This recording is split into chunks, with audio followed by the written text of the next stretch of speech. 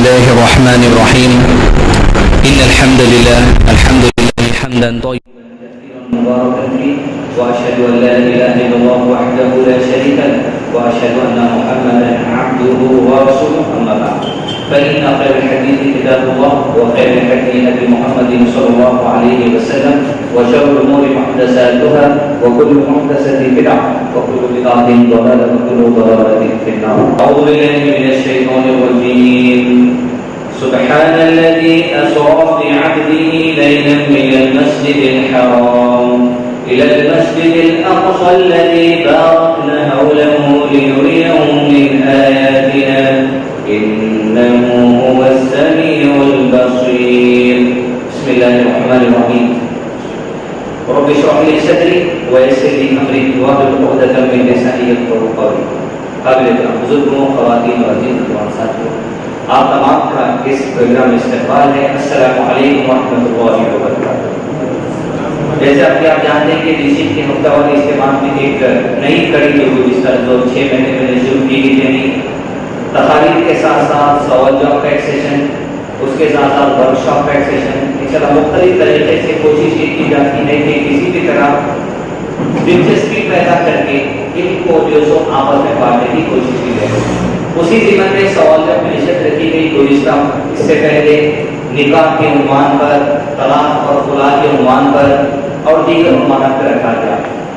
اس مہینے کی مناسبت سے جہاں لوگ جو سو معراج، شب معراج کے نام سے جو سو یاد کرتے ہیں، اس ضمن میں نے سوچا کہ اس موضوع پر کئی تقاریر لوگ سنتے ہیں اور یہاں پر بھی اس مرتبہ اس موضوع پر سوال جواب نشست رکھی گئے اور معراج کے موضوع پر سوال جواب کے ساتھ ساتھ معراج کا جو تحفہ ہے یعنی صلاۃ نماز، اس موضوع پہ بھی انشاءاللہ جو بھی آپ کو سوالات ہے وہ انشاءاللہ پیش کریے. انشاءاللہ قرآن حدیث کی روشنی میں اور علماء کرام کی جو رہنمائی تھی اس ضمن میں انشاءاللہ آپ کے سامنے جو جواب دینے کی کوشش کی جائے گی. جس کسی بات کا جواب معلوم نہ ہو چاہے تحقیق کر کے بات آپ تک پہنچانے کی کوشش کریں گے. آئیے سوال جواب کا سلسلہ شروع کریں. مردوں کے پاس جس پورے سوال ہے محسن صاحب کو آپ لکھ کر دے دیجیے، آپ کے سوال ہی ہم تک دوسرے انشاءاللہ پہنچا دیں گے. خواتین میں سے اگر کچھ سوال ہے تو وہ ہم تک لے کر پہنچا دیں انشاءاللہ. یہاں پر بھائی میں آپ کا سوال کرتے رہے گا، سارے لوگوں کو سوال بھی معلوم ہو اور جواب بھی جلد دینے کی کوشش کی جائے. السلام علیکم. عرض یہ ہے کہ رسول اکرم صلی اللہ علیہ وسلم کو معراج میں اللہ کا دیدار ہوا. کیا رسول اللہ صلی اللہ علیہ وسلم نے اللہ کو دیکھا؟ معلومات کا بھائی نے ویسے سوال کیا اور آپ لوگوں نے سوال کو سنا. معراج کے موقع پر کیا اللہ کے نبی صلی اللہ علیہ وسلم نے اللہ سبحانہ تعالیٰ کو دیکھا؟ اور اس مسئلے میں جو رہنمائی فرمائی تھی، جو بات کی تھی، تمام تعریف اللہ رب العزت کی ہے. پوری امت کا اس بات پر متفقہ فیصلہ ہے چند لوگوں کو چھوڑ کر، یعنی پوری امت کے علماء کرام کا اس بات پر اتفاق ہے کہ نبی محمد صلی اللہ علیہ وسلم کی معراج بدأ ہوئی. اس مسئلے میں کسی کو بھی اختلاف نہیں ہے کہ اللہ کے نبی صلی اللہ علیہ وسلم کو اللہ سبحانہ وتعالی مسجد حرم سے لے کے مسجد اقصی تک لے گئے اور پھر وہاں سے آپ کو آسمانی دنیا کا سفر کروا ہے. اب آسمانی دنیا کے سفر میں کئی معاملات نبی صلی اللہ علیہ وسلم کے ساتھ پیش آئے، جس میں ایک معاملہ بالخاص یہ ہوا کہ اللہ کے نبی صلی اللہ علیہ وسلم نے اللہ سبحانہ وتعالی سے چند باتیں سنی اور پردے کے پیچھے گفتگو ہوئی. اس بات کو چند لوگ یہ بات کہے کہ اللہ کے نبی صلی اللہ علیہ وسلم نے تو اس موقع پر اللہ سبحانہ وتعالی کو دیکھا بھی ہے اور سنا بھی ہے. یاد رکھیں دنیا کا کوئی بھی آدمی اور جھوٹ بول سکتا، دنیا کا کوئی بھی آدمی جھوٹ بول سکتا، لیکن ساری امت کا، سارے مسلمانوں کا یہ ایمان ہے کوئی بھی آدمی جھوٹ بول سکتا. آپ جھوٹ بول سکتے ہیں، مجھ سے کبھی جھوٹ ہو سکتا ہوگا، یا آپ سے کبھی جھوٹ ہو سکتا ہوگا، کسی بھی جھوٹ ہو سکتا، لیکن میرا اور آپ کا ایمان کا تقاضا ہے. ہماری ماں حضرت عائشہ رضی اللہ عنہا جھوٹ نہیں بول سکتی. سارے لوگوں کا اتفاق ہے اس بات پر. کوئی بھی آدمی یہ بولا کہ میں حضرت عائشہ رضی اللہ عنہا جھوٹ بول سکتے، نعوذ باللہ، ایسے آدمی اپنے ایمان کا جانچ کر لے. اگر بول سکتا تو لوگ تو صرف شیعہ جھوٹ بول سکتا، اہل سنت والجماعت میں سے کوئی لوگ نہیں بول سکتے. تو حضرت عائشہ رضی اللہ عنہا کو جھوٹ نہیں بولی. تو حضرت عائشہ رضی اللہ عنہا ایک بات بولے وہ سن لیجیے. آپ جھوٹے ہیں یا یہ بولنے والے جھوٹے ہیں، آپ بھی تو جھوٹ بنا سکتا، لیکن حضرت عائشہ رضی اللہ عنہا کبھی جھوٹ نہیں بول سکتی۔ حدیث ملتی ہے اس طرح حضرت عائشہ کے بارے میں، بخاری شریف کی ہے، کتاب التوحید حدیث نمبر 6832 6832 میں ماں عائشہ رضی اللہ عنہا سے ایک صحابی نے آ کر پوچھا، اللہ کے نبی صلی اللہ علیہ وسلم کے بارے میں نے سنا کہ اللہ کے نبی صلی اللہ علیہ وسلم معراج کے موقع پر اللہ سبحانہ و تعالیٰ کو دیکھے ہیں۔ کوئی بھی آدمی جھوٹ بول سکتا ہے، یاد رکھیے ہماری ماں جھوٹ نہیں بول سکتی۔ کون؟ حضرت عائشہ رضی اللہ عنہا۔ حضرت عائشہ رضی اللہ عنہا نے اس کے سوال کے جواب میں کہا، جس نے تم سے یہ کہا کہ نبی صلی اللہ علیہ وسلم نے اللہ کو دیکھا ہے تو وہ آدمی جھوٹ کہہ رہا ہے، کسی اور کی بات نہیں ہے۔ کس کی بات ہے؟ ہماری آپ کی ماں حضرت عائشہ رضی اللہ عنہا کی بات ہے۔ دنیا والے جھوٹ بول سکتے لیکن ہماری ماں جھوٹ نہیں بول سکتی۔ حضرت عائشہ رضی اللہ عنہا نے کہا، جس نے تم سے یہ کہا کہ نبی صلی اللہ علیہ وسلم نے معراج کے موقع پر اللہ سبحانہ کو دیکھا ہے تو اس نے جھوٹ کہا، یہ بات ہرگز نہیں۔ علماء کرام اس مسئلے میں چند اور دلائل پیش کرتے ہیں۔ سب سے پہلے کسی صحابہ سے بھی یہ بات ثابت نہیں ہے کہ صحابہ کا یہ ایمان تھا، یہ یقین تھا کہ اللہ سبحانہ و تعالیٰ کو نبی محمد صلی اللہ علیہ وسلم نے آنکھوں سے بالراست دیکھا ہے۔ صحابہ کے اندر یہ بات نہیں تھی، تو علماء کرام بولتے جب صحابہ کے اندر یہ بات تھی، اگر مانتے ہوتے تو ہمارے پاس ذرائع سے پہنچا دیتے۔ اور صحابہ کی لسٹ میں حضرت عائشہ رضی اللہ عنہا بھی ہے، صحابیات کی لسٹ میں انہوں نے کہا جس نے ایسا کہا اس نے جھوٹ کہا۔ دوسری حدیث علماء کرام نے اس مسئلے میں پیش کی ہے، مسلم شریف کی کتاب الایمان حدیث نمبر 261، حضرت ابو ذر رضی اللہ عنہ نے نبی صلی اللہ علیہ وسلم سے پوچھا ہے تو ڈائریکٹ نبی صلی اللہ علیہ وسلم سے پوچھ لی۔ یہ بات تو حضرت عائشہ سے کی، دوسری حدیث تو ڈائریکٹ نبی صلی اللہ علیہ وسلم سے پوچھ لی۔ ابو ذر رضی اللہ عنہ پوچھتے ہیں، اے اللہ کے نبی صلی اللہ علیہ وسلم، کیا آپ نے اللہ سبحانہ تعالیٰ کو دیکھا ہے؟ مسلم شریف کی حدیث ہے، کتاب الایمان حدیث نمبر 261۔ ابو ذر پوچھتے ہیں، اللہ کے نبی صلی اللہ علیہ وسلم، کیا آپ نے اللہ تعالیٰ کو دیکھا ہے؟ رسول اللہ صلی اللہ علیہ وسلم کہتے ہیں، میں اللہ کو کیسے دیکھ سکتا ہوں جبکہ وہ تو اپنے نور سے پردے میں، میں اس کو کیسے دیکھ سکتا ہوں؟ مسلم شریف کے یعنی نبی صلی اللہ علیہ وسلم کہتے ہیں میں اللہ کو نہیں دیکھ سکتا۔ اس کے اوپر قرآن مجید کی دلیل سورہ انعام سورہ نمبر 6 آیت نمبر 103 فرماتے ہیں، کوئی نظر اس اللہ کو نہیں دیکھ سکتی، یعنی جب تک دنیا کے اندر ہے۔ اللہ تعالیٰ فرماتے ہیں، لا تدرکہ الابصار، لا نہیں دیکھ سکتا، تدریک الابصار کوئی نگاہ نہیں دیکھ سکتی اس کو، لا تدریک الابصار ولا تدریک الابصار، لیکن وہ ہر نگاہ کو پا لیتا ہے لیکن کوئی نگاہ اس کو نہیں پا سکتی۔ لا تدریک الابصار، کوئی نگاہ اس کو نہیں دیکھ سکتی لیکن وہ ہر نگاہ کو پا لیتا ہے۔ تو ان دلائل کی روشنی میں، قرآن مجید کی آیت کی روشنی میں، پلس بخاری شریف کی حدیث کی روشنی میں حضرت عائشہ نے کہا، مسلم شریف کی حدیث میں جہاں ابو ذر رضی اللہ عنہ نے نبی صلی اللہ علیہ وسلم سے پوچھا، صحابہ کے جو سقوط سے بات ثابت نہیں۔ اس کے علاوہ اس بات پر علماء کرام کا فتویٰ ہے، مجموع الفتویٰ فتویٰ نمبر 12423 میں علماء کرام نے باضابطہ کلیئرلی لکھ دیا کہ اللہ کے نبی صلی اللہ علیہ وسلم نے معراج کے موقع پر اللہ سبحانہ کو اپنی آنکھوں سے نہیں دیکھا، صرف گفتگو ہوئی، اس بات میں کوئی اختلاف نہیں ہے۔ اس مسئلے میں عام طور پہ آپ قوالی سنتے ہیں جہاں پر دوسرے نبی کو گرایا جاتا ہے۔ موسیٰ کو تو موسیٰ علیہ السلام کے اندر بارے میں قوالی میں مصرع کہا جاتا ہے، یہ کہہ کر کہ موسیٰ علیہ السلام کے اندر طاقت نہیں تھی، اللہ کے تجلی میں بے ہوش ہو کے گر گئے۔ ہمارے نبی کو جو جا کے آسمان پر دیکھ کر آئے، یعنی موسیٰ علیہ السلام کو گرانے کی کوشش کی جاتی ہے اور نبی صلی اللہ علیہ وسلم کے بارے میں جھوٹی بات کہنے کی کوشش کی جاتی ہے۔ رسول اللہ نے فرمایا، جان لو اس بات کو، جو کوئی میری طرف جھوٹ منسوب کر کر کہے کہ یہ میں نے ایسا کہا، ایسا جہنم میں اپنا ٹھکانہ بنا۔ لہٰذا اس بات کو کلیئر کر لیں کہ اللہ کے نبی صلی اللہ علیہ وسلم نے اللہ تعالیٰ کو دیکھا، لا تدرکہ الابصار، کوئی نگاہ اس کو نہیں دیکھ سکتی، بس اللہ سبحانہ وتعالیٰ ہر نگاہ کو دیکھ لیتا ہے۔ قیامت میں جب حساب و کتاب ہوگا، سب سے بڑا انعام جو جنتی کو عطا کیا جائے گا وہ اللہ سبحانہ وتعالیٰ کا دیدار ہے، انشاءاللہ ہم سب کو نصیب ہو جائے گا۔ امید ہے سوال کا جواب ملا، علماء کرام نے جواب دے سکتے ہیں۔ اگلے سوال میں جواب یہ سوال ہے کہ معراج کا مطلب کیا ہے؟ بھائی نے جیسے سوال کیا، عام طور پہ جو ہمارے اندر جو معاشرے میں لفظ کہا جاتا ہے وہ شب معراج کہا جاتا ہے۔ یہ شب معراج، یہ معراج جو سو آپ کو کوئی جو سو قرآن کی آیت میں نہیں، معراج سے مراد ہے سیڑھی۔ معراج کے معنی اونچائی پر چڑھنا۔ چونکہ اللہ کے نبی صلی اللہ علیہ وسلم کو مسجد حرم خانہ کعبہ سے مسجد اقصی لے جانے کے بعد آسمانی دنیا کا سفر کروا گیا تھا، اس کو علماء کرام نے ایک لفظ دیا معراج کہہ کر، یعنی آپ اونچائی پر لے جایا گیا۔ اس سے مراد معراج ہے، یعنی معراج کے لفظی معنی اونچائی یا سیڑھی۔ جو آسمانی دنیا کا سفر ہوا، آسمانی دنیا کی جرنی جو ہوئی، جو سفر ہوا، اس سے مراد اونچائی پر جانے کو معراج کہا گیا۔ اگلا سوال، اور یہ سوال ہے کہ شب اسرا اور شب معراج کیا ایک ہی ہے؟ بھائی نے جیسا سوال کیا کہ کیا اسرا اور معراج یہ دونوں ہی تھے۔ اسرا کے بارے میں قرآن مجید میں آیا ہے، جہاں اللہ تعالیٰ فرماتے ہیں سورہ بنی اسرائیل کی آیت نمبر 1 میں، اعوذ باللہ من الشیطان الرجیم، سبحان الذی اسرا بعبدہ، پاک ہے وہ ذات اللہ سبحانہ وتعالیٰ لے گیا جو اپنے بندے کو، اسرا کے معنی جرنی، سفر کے، لیکن بالخصوص اسرا اس ضمن میں لیا جاتا ہے جو کعبۃ اللہ سے لے کر نبی صلی اللہ علیہ وسلم کو مسجد اقصیٰ لے جایا گیا، اس کو اسرا کہا جاتا ہے۔ اور معراج جو کہا جاتا ہے وہ مسجد اقصیٰ سے لے کر جو آسمانی دنیا پر لے جایا گیا اونچائی کے سفر کو، اس کو معراج کہا جاتا ہے۔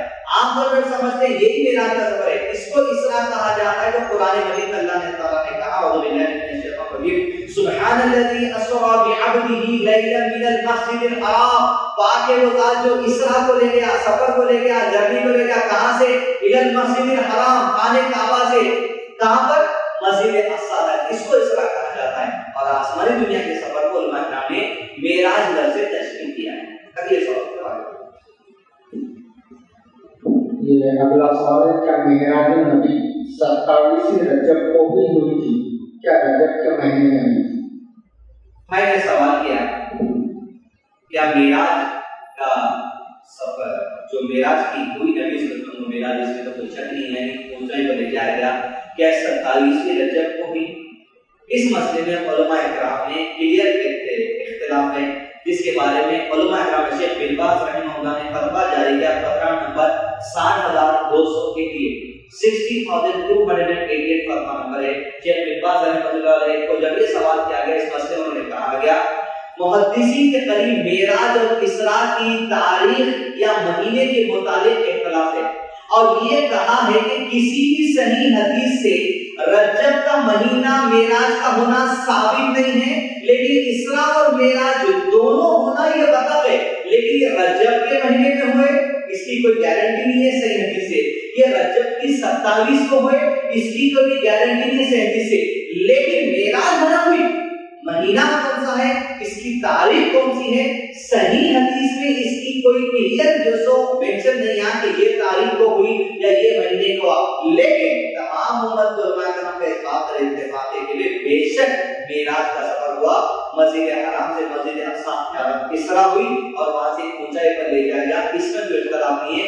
تاریخ کے معاملے علماء کرام نے کہا صحیح حدیث سے تو ثابت نہیں ہے کیا تاریخ ہے، من گھڑت صحیح حدیث میں آپ کو کئی طریقے کے حدیث ملیں گے، لیکن صحیح حدیث جس کو علماء کرام نے اس میں تاریخ اور مہینے کا کوئی ذکر نہیں ہے۔ اللہ اعلم۔ اگلے سوال پر آگے، السلام علیکم، میں جاننا چاہتا ہوں کہ حدیث کی روشنی میں کیا صحابہ بھی معراج کی شب عبادت میں گزارتے تھے؟ وضاحت فرمائیں تو نواز شریف۔ نبی صلی اللہ علیہ وسلم کی جب عمر 40 سال کی ہوئی تو آپ نبی بنائے گئے۔ 40 سال کے بعد نبی صلی اللہ علیہ وسلم کی جو زندگی کی دنیا میں وہ 23 سال کی تھی۔ یہ 23 سال میں اللہ کے نبی صلی اللہ علیہ وسلم 13 سال مکے میں رہے اور 10 سال مدینے میں رہے۔ مکے میں 12 سال رہنے تک، 13 سال میں جو 12 سال ہوئے، 12 سال میں کبھی بھی معراج کا سفر نہیں ہوا تھا۔ مکی زندگی کا جو آخری سال تھا، یعنی 13 نبوت، 12 نبوت کے آخری حصے میں یا 13 نبوت کے شروعاتی حصے میں، یعنی مکی زندگی کے آخری سال میں نبی صلی اللہ علیہ وسلم کے ساتھ یہ معجزہ پیش آیا جو آپ کو معراج کے سفر لے جائے گا۔ اب معراج کے بعد جب نبی صلی اللہ علیہ وسلم واپس آئے، معراج کی کسی سنت پر عمل نہیں کیا گیا سوائے ایک کے۔ معراج کے موقع پر جانے کے بعد جو اللہ کے نبی صلی اللہ علیہ وسلم پر 50 نمازیں فرض کر دی گئی، اس میں سے 45 کی تخفیف کر دی گئی، اس میں سے 5 باقی رکھ دی گئی، لیکن 5 پڑھا جانا رکھا گیا، لیکن ثواب 50 کا رکھا گیا۔ صرف یہی ایک نشانی ہے معراج کی جو صحابہ زندگی بھر نہیں چھوڑے۔ معراج کے موقع سے کیا ہی نماز، زندگی بھر نمازوں میں چھوٹے صحابہ بس یہ چیز پکڑ کے رہے، لیکن ہر سال معراج کی یاد میں جس دن ہوئی تھی یہ کرنا، اس طرح دیکھا جائے تو 13 نبوت میں معراج عید تو نبی صلی اللہ علیہ وسلم کی حیات میں 10 مرتبہ معراج کی اینیورسری ہے، لیکن کسی بھی خاص عبادت کا نہ ذکر نبی صلی اللہ علیہ وسلم نے کیا، نہ کسی اینیورسری کا ذکر کیا گیا، نہ کسی خوشی منانے کا ذکر کیا گیا، نہ کسی سیلیبریشن کا ذکر کیا گیا، نہ کہیں لائٹ لگانے کا ذکر کیا گیا، نہ کچھ روزے کا ذکر کیا گیا، نہ کچھ خاص نماز کا ذکر کیا گیا، نہ کچھ رات و رات جگنے کا ذکر کیا گیا، کچھ بھی ثابت نہیں۔ معراج بھی اس کی یاد، اس کا جو تحفہ تھا نماز، جو آپ کے سوال جواب کا عنوان ہے، بس اس کو پکڑتے ہیں صحابہ، اس کے علاوہ باقی کوئی چیز کی یاد میں اس کو اس طرح ہر سال منانا جائز ہے۔ دوسری بات، تو رات بھر جب شب معراج، یہ جان لینا چاہیے ہر مسلمان کو، اللہ کے نبی صلی اللہ علیہ وسلم کو اللہ تعالیٰ پوری رات میں رکھے۔ اللہ سبحانہ تعالیٰ کا جو معجزہ ہے وہ قرآن مجید کی آیت میں اللہ تعالیٰ کہتے ہیں سبحان الذی اسری بعبدہ لیلا من المسجد الحرام، پاک ہے وہ ذات لے گیا جو اپنے بندے محمد رسول اللہ صلی اللہ علیہ وسلم کو لیلم میں، لیلم کہتے ہیں رات کے چھوٹے سے وقفے کو، لیلم within fraction of second، تصور نہیں کر سکتا دنیا کو کہ آدمی کے کتنا کم وقفہ تھا، اتنے میں ساری سے ہو گئے اور تبھی میں واپس آ گئے، لیلم کہتے ہیں اس کو۔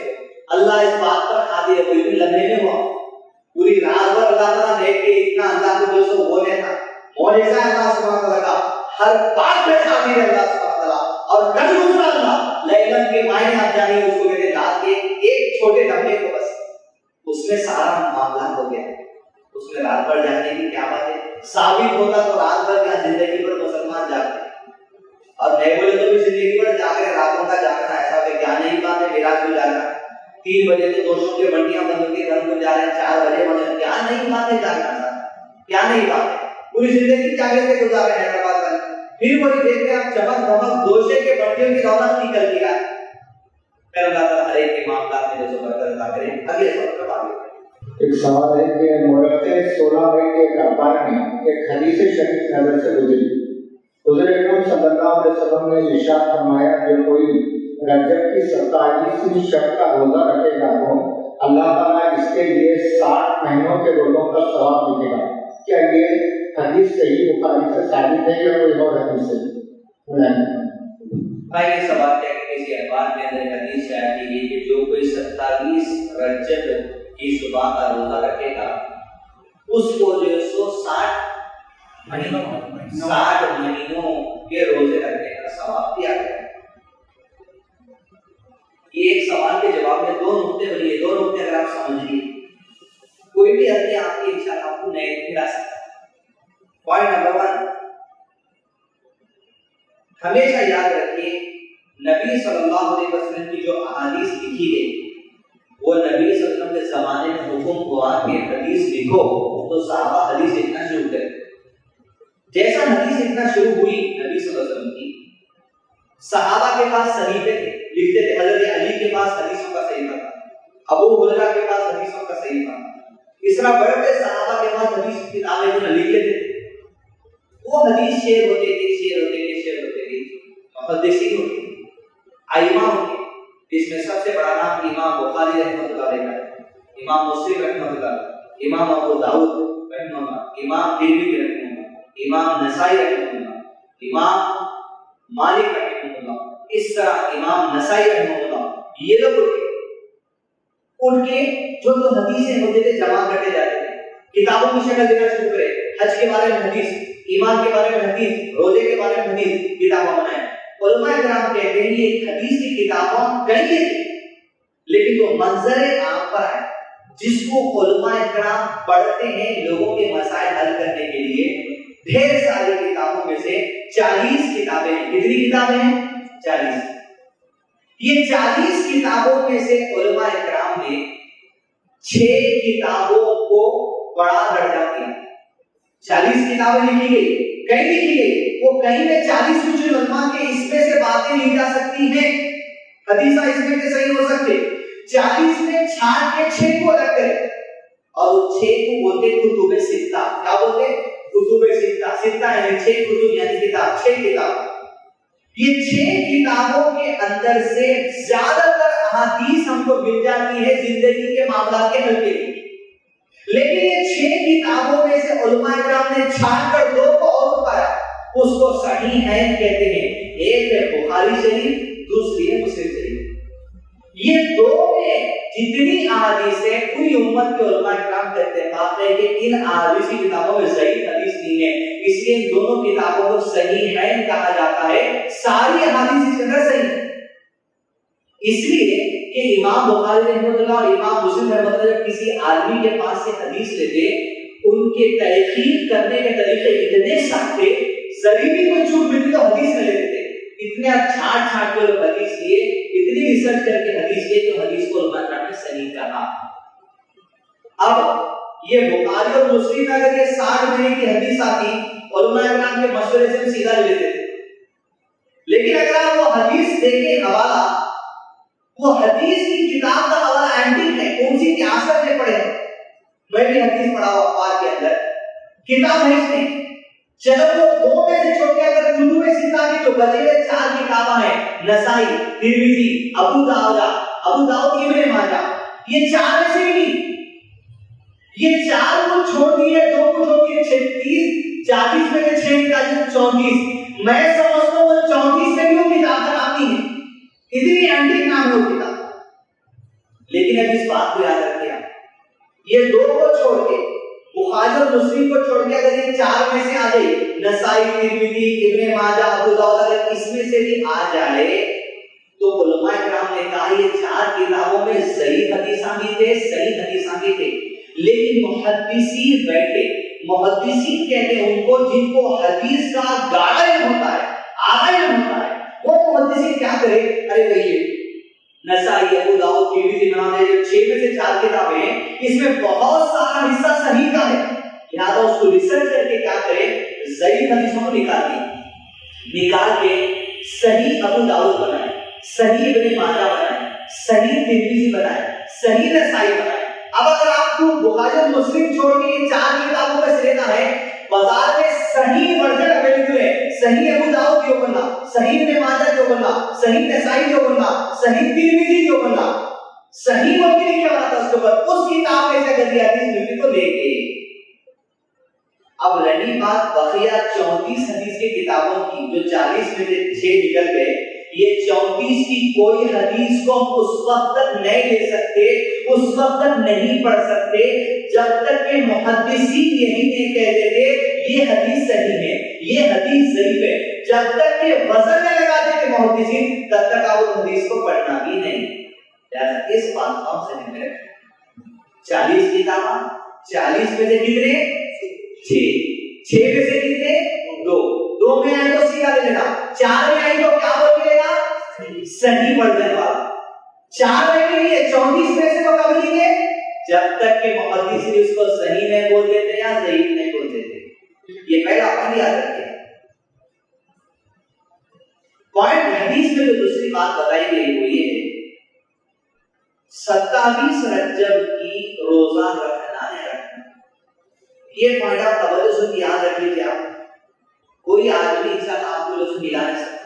انشاءاللہ عبادت اللہ تعالیٰ فرماتے ہیں قرآن مجید میں اعوذ باللہ من الشیطان الرجیم وَمَا خَلَقْتُ الْجِنَّ وَالْإِنسَ إِلَّا لِيَعْبُدُونَ. ہم نے جنات اور انسانوں کو پیدا کیا تو محض اس لیے پیدا کیا کہ وہ اللہ سبحانہ وتعالیٰ کی عبادت کریں. کس لیے پیدا کیا گیا ہے؟ اللہ سبحانہ وتعالیٰ کی عبادت کے لیے پیدا کیا گیا. اور علماء کرام عبادت کی 2 کیٹیگریز بنائی. عبادت کی پہلی کیٹیگری یہ ہے عبادت محضہ. کیا ہے پہلی کیٹیگری؟ عبادت محضہ. اور عبادت کی دوسری کیٹیگری یہ ہے عبادت غیر محضہ. پہلی کیٹیگری آپ سمجھ جائیے، دوسری کیٹیگری آپ سمجھ جائیے، اس کے بعد ہم کھولیں گے. عبادت محضہ بڑی توجہ سے یہ پوائنٹ آپ یاد رکھیں، سمجھو یہ کلپ جب مل جائے گی سیو کر لیجیے، ہر آدمی کو پھیلائیں. عبادت محضہ اس کو کہتے ہیں، عبادت ایسی جو محضہ ہے. محضہ کہتے ہیں محض کو، خالص، صرف محض اس کے لیے میں آیا، محض یہ کام کرنے کے لیے آیا ہوں. دیکھیے اس سے ہے عبادت محضہ. محضہ یعنی محض نبی صلی اللہ علیہ وسلم سے جو عبادت ثابت ہے اس کو عبادت محضہ کہتے ہیں.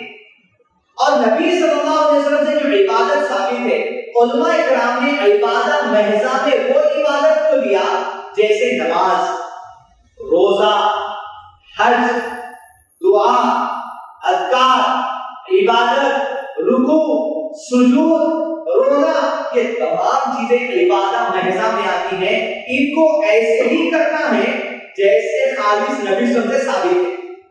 اس کو کیا کہیں گے؟ عبادت محضہ. محضہ یعنی خالص جو نبی صلی اللہ علیہ وسلم سے ثابت ہے. اب اس کا اصول علماء کرام نے یہ بتایا، عبادت محضہ کب تک نہیں کر سکتے آپ؟ فقہ کا اصول ہے. علماء کرام نے قرآن حدیث پڑھ کر روزے کے متعلق، نماز کے متعلق، حج کے متعلق، عمرہ کے متعلق، نفلی روزوں کے متعلق اصول بتایا. قرآن حدیث سے کیا اصول ہے؟ الاصل فی العبادت المنون.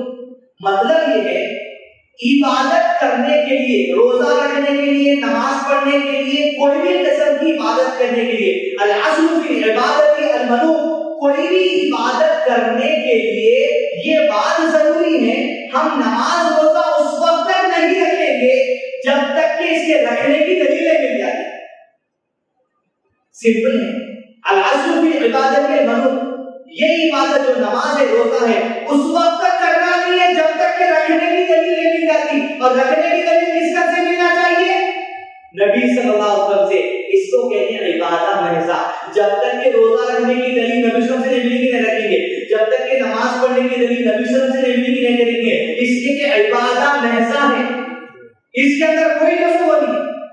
اب مثال کے طور پہ یہ حدیث اگر ہم لیں 27 رجب کی شب کو ہم کو روزہ رکھنا ہے تو 60 مہینوں کے روزے رکھنے کا ثواب ملے گا. آپ عبادت محضہ کا رول اپلائی کریے اس پہ. الاصل فی العبادت المنون، یہ عبادت محضہ ہے، اس کو اس وقت تک نہیں کریں گے جب تک کہ کرنے کی دلیل نہ مل جائے. اب اللہ کے نبی صلی اللہ علیہ وسلم معراج ہونے کے 10 سال میں اگر ایک بار بھی یہ روزہ رکھے تو کیا ہو جائے گا؟ مسلمان میں ضروری ہو جائے گا. جیسا محرم کی 9-10 کا روزہ اللہ کے نبی صلی اللہ علیہ وسلم بتائے، محرم کی 9-10 کا روزہ رکھنا بھی عبادت محضہ ہے.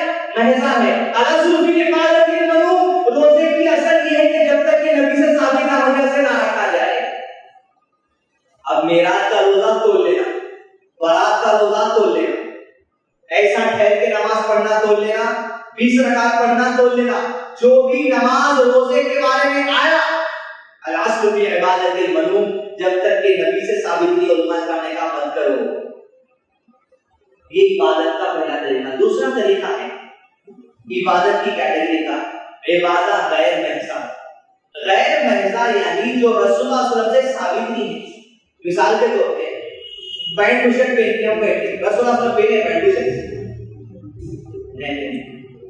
اپن کرسی پہ بیٹھے پلاسٹک کی، نبی صلی اللہ علیہ وسلم بیٹھے. اپن کیمرے میں بیان دے، نبی صلی اللہ علیہ وسلم دیے. میں لیپ ٹاپ سے دیکھ کے وہ نبی صلی اللہ علیہ وسلم دیے. اردو گھر میں اپن بیان دے رہے، نبی صلی اللہ علیہ وسلم دیے. سو بدعت ہے نا.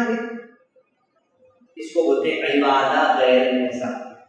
عبادت غیر محضہ کا اصول یہ ہے اس وقت تک کرتے جانا جب تک کہ نہیں کرنے کی دلیل نہیں ملتی.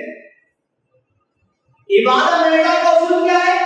جب تک نہیں کریں گے جب تک کہ کرنے کی دلیل نہیں ملتی. عبادت غیر محضہ کا کیا ہے؟ جب تک کرتے رہیں گے جب تک کہ روک دیا نہیں جاتا. اب مثال کے طور پہ پینٹ شرٹ پہننے کے بارے میں کوئی حدیث میں نہیں روکا گیا، پہنو.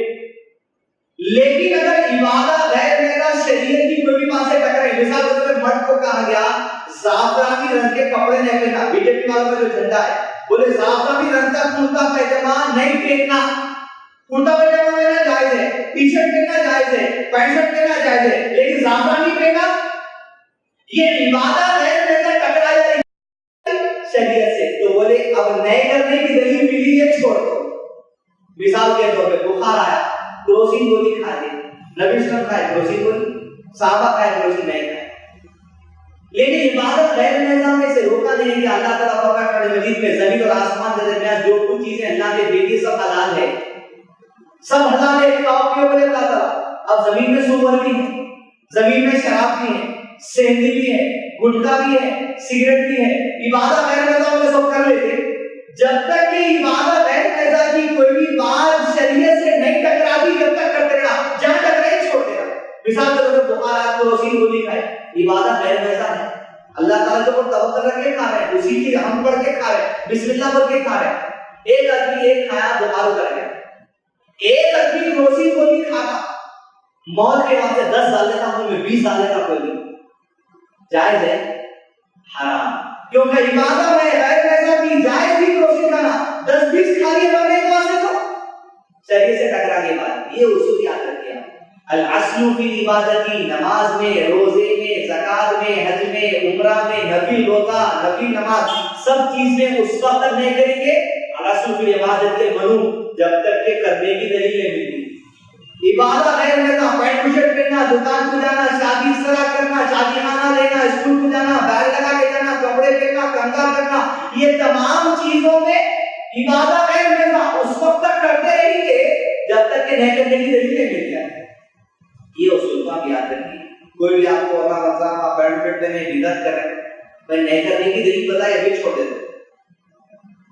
आप उनको पूछिए भाई आप पूछिए एक रोजा बोल रहे 60 महीने का सवाब मिलता होगा, आप बोलिए रसूल की इबादत मनु, करने की दलील बता दो, मैं भी नहीं जानता।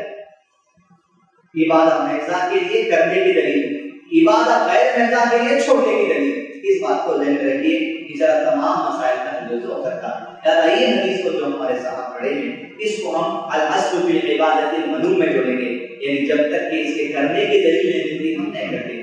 सुनी सुनाई बात है। पहला उसूल हदीस की किताबों का याद रखिए, दूसरा उसूल याद रखिए। अल्लाह ताला को मैं कहता जवाब दे। हमारे कमर साहब ने सवाल किया है कि रसूलुल्लाह सल्लल्लाहु अलैहि वसल्लम को मेराज पर जब ले जाया गया उस वक्त आप कहाँ क़याम कर रहे थे? मैंने सवाल किया नबी सल्लल्लाहु अलैहि वसल्लम जब मेराज का सफर कराया गया तो आप कहाँ क़याम नसीब थे? अल्लाह के नबी सल्लल्लाहु अलैहि वसल्लम को सब कुछ जैसा कुछ देर पहले कहा गया, लैलम, रात के चंद लम्हे में हुआ।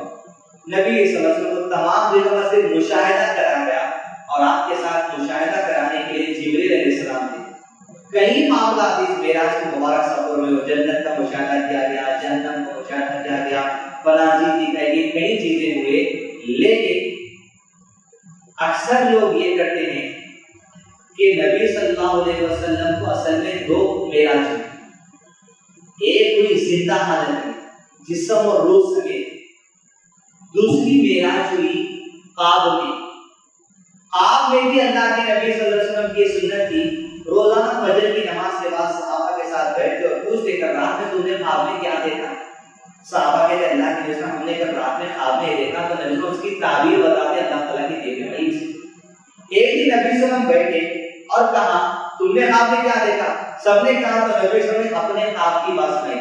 कहा कल रात में मेरे पास 2 आने वाले हैं, बुखारी शरीफ की हदीस है, किताबुल रिकाब की आखिरी हदीस, 2 आने वाले हैं यानी फरिश्ते, और मुझसे कहा चलो, मैं उनके साथ चला गया। यानी कहां चला गया? ऊंचाई पर चला गया। इस हदीस में नबी सल्लल्लाहु अलैहि वसल्लम ने कहा मुझे जन्नत के पास ये बताया गया, जन्नत के पास ये बताया गया, फलां बताया गया। कई लोग क्या करते हैं, ख्वाब वाली मेराज के बातों को मिक्स कर देते हैं हकीकी मेराज से। कुछ बातें ख्वाब वाली में हुई और कुछ बातें जिंदा हकीकी हालत में हुई। तो रसूलुल्लाह सल्लल्लाहु अलैहि वसल्लम को तमाम से मुशाहिदे कराए गए। क़याम, रुकना, ठहरना, सोना, ये बातों के बारे में कोई दलील नहीं है। सिर्फ अल्लाह सुब्हानहू व तआला के दरबार में अल्लाह के नबी सल्लल्लाहु अलैहि वसल्लम वहां पर रुके और आप सल्लल्लाहु अलैहि वसल्लम पर अल्लाह सुब्हानहू व तआला ने चंद वही तिलावत की, वो लेकर आप उससे चले गए। बस इतना ही जो क़याम जो आपका हदीस के जिक्र में कायम हुआ। अगले ये सवाल है कि शब मेराज में कितनी नमाज मुकर्रर हुई? आखिर में 5 नमाजें मुकर्रर की गई और नमाज की अदायगी का तरीका किस तरह बतलाया है? भाई ने सवाल किया कि शब मेराज के मौके पर कितनी नमाजें पढ़ी? देखिए अल्लाह के नबी सल्लल्लाहु अलैहि वसल्लम की जब मक्की ज़िंदगी का 13वां साल था, उस वक्त में आपके मेराज का सफर हुआ। जब मेराज का सफर हुआ, मेराज के सफर से पहले 2 वक्त की नमाज थी, एक फजर की नमाज थी, असर की नमाज थी। जब मेराज का सफर हुआ, अल्लाह के नबी صلی اللہ علیہ وسلم کا جب اللہ سبحانہ تعالیٰ سے گفتگو ہوئی پردے کے پیچھے سے، اس موقع پر اللہ سبحانہ تعالیٰ نے اس امت پر 50 نمازیں فرض کر دی۔ 50 نمازیں فرض کرنے کے بعد اللہ کے نبی صلی اللہ علیہ وسلم دیگر آیتوں کو لے کر، اللہ تعالیٰ کی وحی کو لے کر، بات کو سن کر جب اتر رہے تھے، 7ویں آسمان سے گزر کر 6ویں آسمان پر گئے تو موسیٰ علیہ السلام سے ملاقات ہوئی۔ موسیٰ علیہ السلام اللہ سبحانہ تعالیٰ سے اجازت لے کر پوچھے اللہ کے نبی صلی اللہ علیہ وسلم آپ کو کیا دیا گیا؟ اس لیے کہ ان کو بھی تجربہ تھا موسیٰ علیہ السلام کو، اس لیے کہ ان کو اللہ تعالیٰ 40 راتیں بلا کر تورات دیے تھے۔ بولے آپ کو آج لیلہ میں بلائے تو کیا دیے؟ بولے 50 نمازیں فرض کی گئی۔ تو موسیٰ علیہ السلام کو تجربہ تھا، بولے اللہ کے نبی صلی اللہ علیہ وسلم بنی اسرائیل کی قوم کو بھی اللہ تعالیٰ بلا کے میرے کچھ عبادتیں نہیں دیتے، بنی اسرائیل آپ کی امت سے زیادہ طاقتور ہے، اور اللہ کے نبی صلی اللہ علیہ وسلم آپ کی امت سے کم عبادت بنی اسرائیل کو دی گئی تھی۔ طاقتور رہتے ہوئے کم عبادت رہتے وہ لوگ اتنا بھی نہیں کرے، مجھے ڈرے شاید آپ کی امت نہیں کر سکتی، آپ تخفیف کرائیے، مشورہ دی تو بولتے چلے جانا تھا۔ اجازت دی اللہ تعالیٰ، اجازت دیے، بولے اللہ تخفیف، بولے 5 نکال دو۔ پھر موسیٰ علیہ السلام کے بعد بولے پھر جائیے، پھر اجازت 10 بولتے بولتے 5 ہو گئی۔ موسیٰ علیہ السلام پوچھے کتنے؟ بولے 5۔ بولے شاید امت نہیں پڑھ سکتی، پھر آپ تخفیف کرائیے۔ اللہ کے نبی صلی اللہ علیہ وسلم بولے اب میں یہی دیکھ کر چلا جاتا ہوں، شرم آتی اللہ کے پاس بار بار جانے سے۔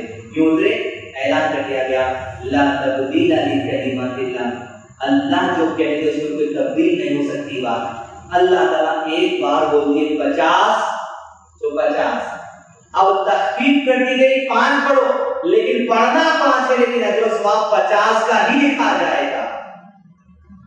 لا تبدیل لکلمات اللہ، اللہ کی کلمے میں تبدیلی نہیں ہوتی، ثواب 50 کا لکھ دیا اللہ، عبادت روک دیے تخفیف کر، لیکن ثواب وہی باقی ہے۔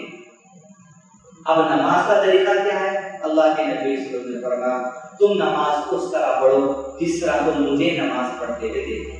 نماز کا تفصیلی طریقہ بڑا ہے، مختصر انداز میں یوں بتاؤں، اللہ اکبر کہہ کر اپنے ہتھیلیوں کو کعبۃ اللہ کی طرف کریں، اللہ اکبر، شولڈر کے لیول میں آنی چاہیے۔ بعض لوگ کان کو چھیتے ہیں، لوگ علماء کرام تشریح کریں کہ کان کو اس وجہ سے، علماء کرام اس کی تشریح ہے کہ وہ صحابہ جو سائڈ سے آ کر نبی صلی اللہ علیہ وسلم کی بیچ کی انگلی دیکھے، وہ بیچ کی انگلی کان کی لو کی لیول میں تھی، کان کو لگاتے رہتے، شولڈر تک ہاتھ آنا ہے، قبلے کی طرف ہتھیلی ہونا ہے، اللہ اکبر، اس طرح۔ پھر ہاتھ اللہ کے نبی صلی اللہ علیہ وسلم باندھتے تھے، 3 طریقوں سے ثابت ہے۔ پہلا، ہتھیلی کے اوپر ہتھیلی رکھ کر اس طرح باندھنا۔ دوسرا، یہ ہتھیلی کلائی کو پکڑ لینا اس طرح، ایک ہتھیلی کے اوپر ہتھیلی یوں، دوسرا یہ رسٹ ہے جو کلائی ہے، یہ کلائی پر بیٹھنا، یہ دوسرا۔ پہلا ہتھیلی سے اس کو پکڑ لینا، دوسرا کلائی پہ کلائی بٹھانا، تیسرا یہ ہاتھ بازو پر رکھنا، یعنی یہاں پر۔ یہ 3 طریقے باندھتے تھے، لیکن باندھنے کی جو جگہ ہے وہ اللہ کے نبی صلی اللہ علیہ وسلم کی احادیث سے سینے پہ باندھنا ثابت ہے۔ لوگ کچھ پیٹ پر باندھتے ہیں، کچھ ناک پر باندھتے ہیں۔ نبی صلی اللہ علیہ وسلم کا عمل سب سے بہتر عمل، اللہ کے نبی صلی اللہ علیہ وسلم 3 طریقے سے ہاتھ باندھنا سکھائے، لیکن پوزیشن جو ہے ٹھہرانا وہ سینے کے اوپر ہے۔ دوسرا، اس کے بعد جب اللہ کے نبی صلی اللہ علیہ وسلم سورہ ثنا پڑھتے یا ثنا کے علاوہ ایک اور دعا ہے وہ بھی پڑھتے، اس کے بعد سورہ فاتحہ پڑھتے۔ نبی صلی اللہ علیہ وسلم نے فرمایا جس شخص نے سورہ فاتحہ نہ پڑھی اس کی نماز ہی مکمل نہیں۔ آپ انفرادی پڑھ رہے ہیں، سورہ فاتحہ پڑھنا ضروری ہے۔ آپ امام صاحب کے پیچھے ظہر کی، عصر کی، مغرب کی 1 رکعت، عشاء کی 2 رکعت خاموشی میں پڑھ رہے ہیں، تب بھی آپ کو سورہ فاتحہ پڑھنا ہے۔ جب امام زور سے سورہ فاتحہ پڑھتے ہیں اس صورت میں آپ کو دل میں سورہ فاتحہ پڑھنا ہے۔ امام کہیں گے الحمدللہ رب العالمین، آپ کہیں اس طرح دل میں پڑھیں۔ سورہ فاتحہ ہر صورت میں لازم ہے۔ اس کے بعد کوئی سورہ، اس کے بعد جب رکوع میں جاتے اللہ کے نبی صلی اللہ علیہ وسلم جس طرح صحابی حدیث میں کہتے ہیں نبی صلی اللہ علیہ وسلم جب تکبیر تحریمہ کرتے، نماز شروع کرتے وہ جیسے ہاتھ اٹھاتے، اسی طرح رکوع میں جاتے وقت بھی ہاتھ اٹھاتے، اللہ اکبر، اور رکوع کرتے سبحان ربی العظیم پڑھتے، سبحان ربی العظیم، سبحانک اللہم و بحمدک اللہم اغفر لی پڑھتے، اور رکوع سے جب اٹھتے اسی طرح ہاتھ اٹھاتے، جس طرح تکبیر تحریمہ کے بعد ہاتھ اٹھا کے اللہ اکبر قبلے کی طرف ہاتھ کرتے، اس کے بعد سجدے میں جاتے، اور جب سجدے میں جائیں گے عام طور پہ ہمارا طریقہ کار ہے پہلے گھٹنے ہم زمین پہ رکھتے، نبی صلی اللہ علیہ وسلم فرمایا 3 جانوروں کی مشابہت نماز کرتے وقت نہ کرو، پہلا جس طرح اونٹ بیٹھتا ہے اس طرح تم نماز میں نہ بیٹھو، اونٹ پہلے سامنے کے پیروں ٹیکتا دھن بولے گھٹنے مت ٹیکو، کس طرح بیٹھنا ہے پہلے ہتھیلی ٹیکنا اس کے بعد گھٹنے ٹیکنا ہے، پھر کہا کتا جس طرح بیٹھتا ہے اس طرح اس کی مشابہت مت کرو، پورے پیروں چپکا دیے، پیٹ اور تھائس، پیٹ اور جو سو ران آپ چپکا دیے اور زمین پہ پورے ہتھیلیاں کونیاں چپکا دیے، کتا ایسا بیٹھتا نہیں، خاص طور پہ عورتیں نماز پڑھتے ہوئے بھی ایسے بیٹھتے، کتے کی مشابہت نہیں کرنا ہے، اونٹ کی مشابہت نہیں کرنا ہے، اور کہا لومڑی کی مشابہت مت کرو، لومڑی کو آپ یوں دیکھتے رہتی نماز میں ادھر ادھر دیکھنے کی ممانے پہ، بولے 3 جانوروں کی مشابہت نماز میں مت کرو، سجدے میں کریں گے آپ، سجدہ کرنے کے بعد سجدے میں دعائیں کریں گے، سجدے میں کوئی بھی دعا کر سکتے ہیں آپ جو سب ثابت ہے حدیث سے، بعض علماء نے کہا آپ اپنی مرضی کی کوئی بھی دعا بھی کر سکتے جو درست ہو، اس کے بعد 2 سجدوں کے درمیان اللہ کے رسول کہتے ہیں اس آدمی کی نماز کا فائدہ نہیں جس کے سجدے اور رکوع کرنے کے بعد پیٹھ سیدھی نہ ہو، سبحان اللہ پھر بچ جائے، پیٹھ سیدھی کر کے اللہم اغفر لی وارحمنی وعافنی واہدنی وارزقنی یہ دعا پڑھو، یا کم سے کم اللہم اغفر لی اللہ کے پڑھتے پیٹھ سیدھی کرنا، پھر سجدے میں جانا، 2 سجدے کرنا، 2 سجدے کرنے کے بعد جب ہم پہلی رکعت کا دوسرا سجدہ کر کے اٹھیں گے عام طور پہ ہم سجدے سے ڈائریکٹ اٹھ کے کھڑ جاتے ہیں، سجدہ کر کے تھوڑی دیر بیٹھنا یعنی پیٹھ سیدھی کرنا ہے 2-4 سیکنڈ، پھر اس کے بعد اٹھنا، اس کو بولتے ہیں جلسۃ استراحت، یعنی یہ پیٹھ سیدھی کر کے آپ دوسری رکعت میں اٹھنا، ایک دم سجدے سے اٹھ کے نہیں کھڑ جانا، اس کے بعد دوسری رکعت بھی وہی طریقے سے پڑھیں گے، اس کے بعد تشہد التحیات پڑھیں گے، جب التحیات پڑھیں گے نبی صلی اللہ علیہ وسلم کی حدیث ہے جس کو شیخ البانی رحمۃ اللہ صحیح قرار دیا، کہا انگلی کی زرا انگلی کی ضرب لگاتے تھے نبی صلی اللہ علیہ وسلم اور یہ کہتے تھے یہ شیطان پر لوہے کی مار سے بھی زیادہ سخت ہے، ضرب لگتی سے شیطان کو تکلیف ہوتی ہے، شیطان کو لوگ بولے کہ ایسی کیسی بات ہے، کہاں یہاں میں بیٹھے ہوئے کیا، ہم ان کو مثال دیں گے، جو دلیل ہے جب وہ لوگ حج کے لیے جاتے ہیں تو گدری اٹھا کر ایک سیمنٹ کے پتھر کو مارتے ہیں، وہ تو حج کا رکن ہے، وہ عمل ایسا ہے جس سے شیطان کو تکلیف ہوتی ہے، یہ بھی عمل ایسا ہے جس سے شیطان کو تکلیف ہوتی ہے، اس کے بعد درود ابراہیم پڑھیں گے، دعا منصورہ پڑھیں گے، اس کے بعد نبی صلی اللہ علیہ وسلم نے حضرت ابوبکر صدیق کو دعا سکھائی، رضی اللہ عنہ کہا یہ دعا پڑھو اللہم اعوذ بک من عذاب القبر، اللہ قبر کے عذاب سے بچا، اعوذ بک من عذاب جہنم، جہنم کے عذاب سے بچا، اللہم اعوذ بک من المنکر، اللہم انی اعوذ بک من فتنة المسیح الدجال، اللہ دجال کے فتنے سے بچا، اللہم انی اعوذ بک من فتنة المحیا والممات، زندگی اور موت کے فتنے سے اللہ بچا، اللہم انی اعوذ بک من المأثم والمغرم، اللہ قرضوں کے بوجھ سے بچا لے، یہ دعا ہر نماز میں کرتے، السلام علیکم ورحمۃ اللہ، السلام علیکم اللہ، دونوں سلام کریں گے، اس سے جب انفرادی پڑھیں گے تو فرشتوں کو سلام، جب آپ اس طرح سلام کریں گے مصلیوں میں جماعت میں، ادھر والوں کو بھی آپ دعا بھیج رہے ہیں فرشتوں میں بھیج رہے ہیں، ادھر والوں کو بھی دعا بھیجنا فرشتوں میں بھیج رہے ہیں، یہ نماز کا مختصر طریقہ ہے، مزید تفصیلات کے لیے سلام ورکشاپ جو سو یوٹیوب پہ اویلیبل ہے آپ اس کو دیکھ سکتے ہیں۔ اگلا سوال آخری انشاءاللہ دے دیں۔ ایک سوال ہے کہ جناب یہ فرمائیے کہ اکثر مساجد میں شب معراج، شب برات اور شب قدر کے موقع پر صلاۃ و تسبیح اجتماعی طور پر ادا کی جاتی ہے، کیا صلاۃ و تسبیح کی فضیلت ہے، کیا اجتماعی طور پر پڑھا جا سکتا ہے؟ جیسا کہ ہم نے کچھ دیر پہلے سے کہا، اب اس کے جواب کے سوال پہ کہ صلاۃ و تسبیح یہ جاگنے کی رات جو بنا لی ہے اس موقع پر باجماعت پڑھا جاتا ہے، دیکھیں کوئی بھی نفل نماز ہو ثابت ہے نفل نماز کو جماعت سے پڑھنا، جیسا رمضان کے موقع پر ہم تراویح پڑھتے ہیں، نبی صلی اللہ علیہ وسلم سے بھی ثابت ہے، صحابہ سے بھی ثابت ہے کہ نفل نماز کو جماعت سے پڑھ سکتے ہیں، لیکن شرط یہ ہے کہ یہ نفل نماز پڑھنے کے لیے الاصل بالعبادت المنون ہے نہیں، شب برات کے موقع پہ، شب معراج کے موقع پہ، شب قدر کے موقع پہ تو ثابت ہی ہے جتنا پڑھتے پڑھو، حرج کی بات یہ اپنی انفرادی طور پہ، لیکن برات اور معراج جو لوگ بنا دیے اس میں جو نمازہ بنا لیے یہ نماز پڑھنے سے پہلے یہ نماز پڑھنا ثابت ہونا پڑتا. اگر ثابت ہے تو اگر جب نماز ثابت ہے تو طریقہ بھی ثابت رہتا. لہذا نفل نماز جماعت کے ساتھ پڑھنے میں کوئی حرج نہیں ہے. عید کی نماز ہے وہ فرض نماز نہیں ہے, فطر کی نماز ہے وہ بھی فرض نماز نہیں. نفل نماز جماعت کے ساتھ پڑھی جاتی ہے. بارش کے بعد جماعت نماز پڑھی جاتی ہے اور سورج گرہن چاند گرہن کے موقع پر نفل نماز جماعت کے ساتھ پڑھی جاتی ہے. نفل نماز کو آپ جماعت کے ساتھ پڑھ سکتے ہیں بشرط کہ وہ نماز ثابت ہو پہلے. اس لیے الاصل فی العبادۃ المنوع, کوئی بھی عبادت کے لیے وہ کرنا ثابت ہونا ضروری ہے. اللهم ربنا لا تزغ قلوبنا بعد إذ هديتنا وهب لنا من لدنك رحمة إنك أنت الوهاب. وآخر دعوانا الحمد لله رب العالمين.